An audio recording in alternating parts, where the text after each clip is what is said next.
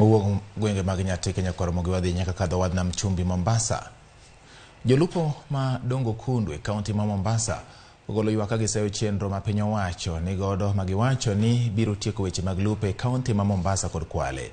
Ka giwuoyo Mombasa, giwacho ni omenda ma piny owacho chulo gi ok nyal romo e chiero weche mag lupo e gwenge makono.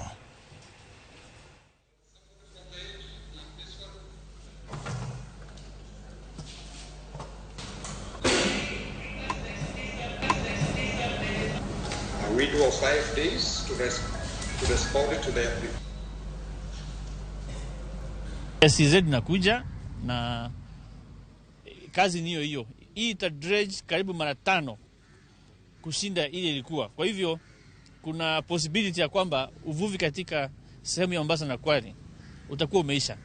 Lakini swala ni kwamba je, huyu mvuvi anapokuwa ako pale na miradi hii ya serikali inapokuja hajatambulika na amekuwa ni mtu wa kulalamika kuuliza nitapelekwa wapi. Saizi tunaambiwa kwamba kuna compensation. Compensation ambayo tunapewa hatupewi. Piny owacho onyiso luoro mare e wi chenro mag luwo rech e nam ataro ma Indian Ocean ka itiyo kod gik lupo mag rech ma piny owacho ok opuodho. E wi mano, piny owacho oyango chenro mar tiyo kanyakla kod migawo mar lweny e kedo kod gige lupo mag rech ma chik ok opuodho.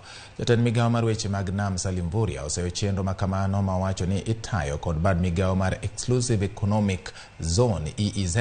Kaluwore gi Mvurya, jolupo mag rech ma pacho ka onge kod nyalo mar nyiewo masinde mag luwo rech ma nengogi ni malo kaka trawlers, gino ma omiyo jolupo mawuok e pinje maoko thuolo mar tiyo kod masinde mag trawlers e luwo rech e nam ataro, gima owacho ni rocho ratiro mag jolupo ma pacho ka.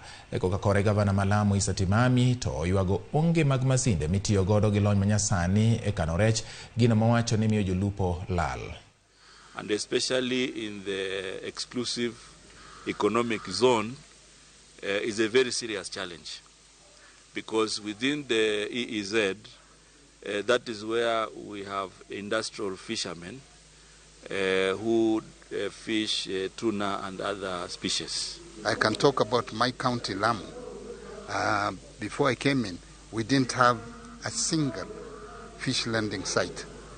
We have moved in Waziri in the last 2 months. I've already gotten 3 title deeds for fish landing sites. Blue economy is, a continental agenda, and our work as IGAD is to bring this closer to our member states. We've developed a 5-year strategic plan at the regional level, and we've requested or supported our member states to adopt and cascade this to the national level. And we are very pleased as IGAD the efforts that the Kenya government under the leadership of the dedicated ministry together with the Council of Governors